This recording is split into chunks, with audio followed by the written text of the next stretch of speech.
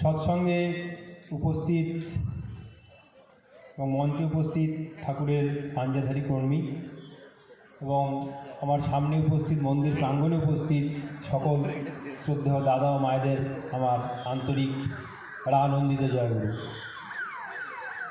আজকে আমরা এখানে সকলে সমবেত হয়েছি বালুরঘাট সৎসঙ্গ বিহারের 28তম বিগ্রহ প্রতিষ্ঠা উৎসব এবং তৎসহ বনভোজন উৎসব উপলক্ষে আমরা সকলে আজকে এখানে সমবেত হয়েছি। আমি ছোট থেকেই দেখে আসছি যে বালুরঘাট মন্দিরে এই বনভোজন উৎসবটা প্রতি বছরই এই তারিখে পালিত হয়, যেটা ঠাকুর প্রথম দেওঘরের মানিকপুরে প্রচলন করেছিলেন এবং সেখানে যেমন প্রতি বছরই হয়, আমাদের বালুরঘাট মন্দিরেও আমার যতদিন থেকে জ্ঞান হয়েছে আমি দেখছি প্রতি বছরই হয়। সকলে এই দিনটিতে প্রচুর মানুষ আছে, সবাই একসঙ্গে আনন্দ করি। আর এই আনন্দ হচ্ছে জীবন। আচার্যদেব বলে যে জীবনের মূল উদ্দেশ্যটাই আমরা কিভাবে দুঃখ বেদনা যন্ত্রণা সবই মানুষের জীবন আছে, সব নিয়েই জীবন, কিন্তু এগুলোকে উপেক্ষা করে আমরা এই আনন্দের মুহূর্তগুলোকে নিয়ে কতক্ষণ আমরা থাকতে পারি, এই আনন্দটাকে নিয়ে আমরা কত সময় কাটাতে পারি, সেটাই জীবনের সফলতা।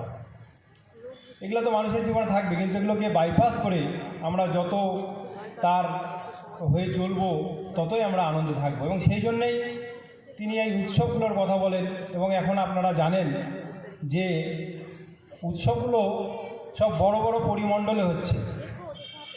আমাদের সেই জুলাই মাস থেকে শুরু হয়েছে।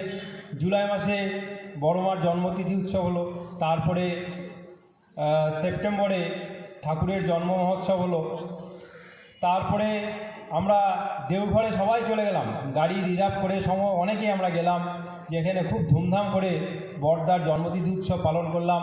সেখান থেকে আস্তে আস্তেই আবার আমাদের টুঙ্গিদিঘিতে জেলা উৎসব, সেখানে তো প্রায় 30 থেকে 40 হাজার লোকের সমাগমে বালুরঘাট থেকে 3টা বাস গিয়েছিল এবং সবাই খুব আনন্দ করলাম। তাহলে তিনি চান এই উৎসবগুলো করে প্রত্যেকটা মানুষ স্বাভাবিক যে জীবন, সেখান থেকে উৎসবগুলো নিয়ে আমরা ব্যস্ত থাকি এবং সেখানে যাই, সেখানে আনন্দ যাতে করতে পারি।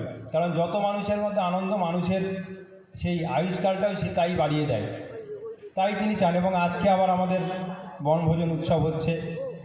যাই হোক, আমরা যদি তার চলনে যদি চলতে পারি, প্রত্যেকটা মানুষের জীবনেই অসংখ্য ভুল ত্রুটি দোষ থাকে, সবার জীবনে আছে, আমার জীবনেও আছে। কিন্তু ঠাকুর ধরার উদ্দেশ্যটা কি?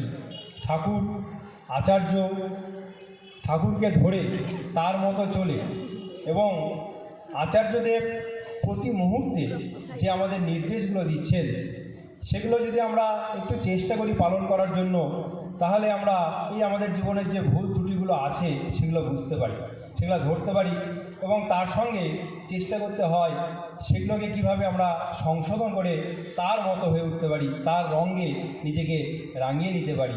এতেই জীবনের সার্থকতা, এতেই জীবনের আনন্দ।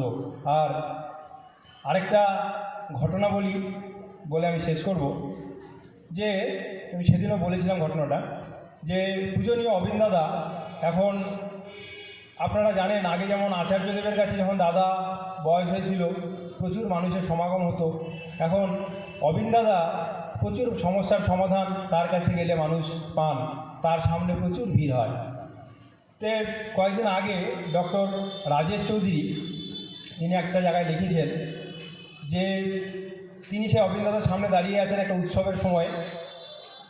সেখানে অবিন দাদা সে ডাক্তারবাবুকে বললেন যে আপনি একটু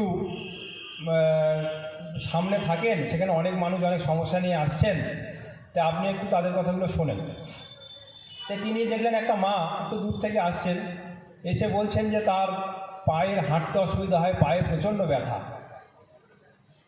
সেটা তিনি কথা বলতে বলতেই অবিন দাদা ডাক্তারবাবুকে ডাকলেন, বলছে রাজেশদা একটু দেখেন তো, আমার মনে হয় ওনার বোধ হয় ফ্ল্যাট ফুট, মানে পায়ের পাতা সমতল, পায়ের পাতা ঠিকমতো পড়ে না, এই সমস্যা আছে।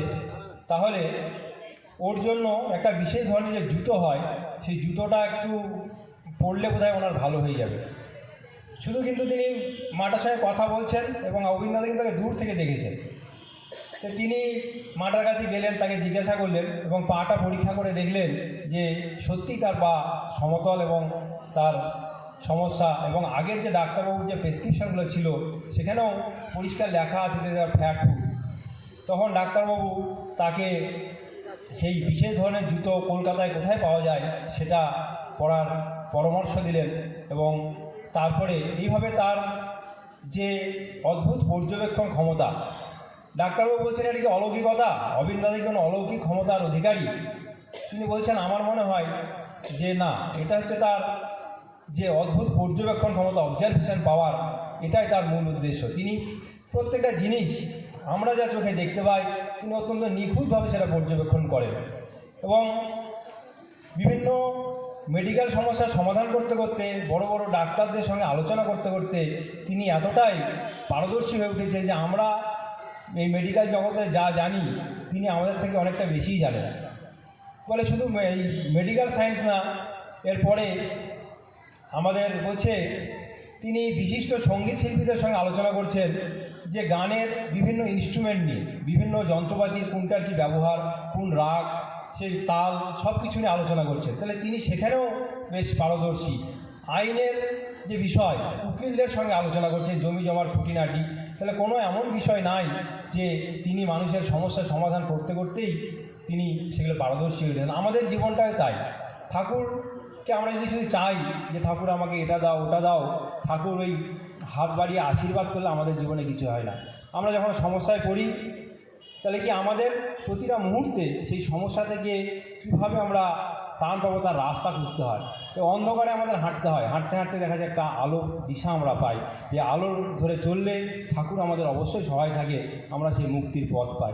কিন্তু উদ্দেশ্য হলো যে আমাদের সেই রাস্তা ধরে চলতে হবে, এবং আমরা ঠাকুরকে যত আপন করে নেব, ঠাকুরকে যত নিজের মধ্যে প্রতিষ্ঠা করার চেষ্টা করব, তাহলেই আমরা সেই সমস্যাগুলোর পথ পাই। এখানে আরও অনেক বক্তা আছেন। যাই হোক, আমি ঠাকুরের চরণে আজকের যে উৎসব সেই উৎসবের সাফল্য কামনা করি, সবাই মিলে যেন একসঙ্গে আনন্দে কাটাতে পারি, এই বলে আমি আমার কথা শেষ করলাম। জয় গুরু।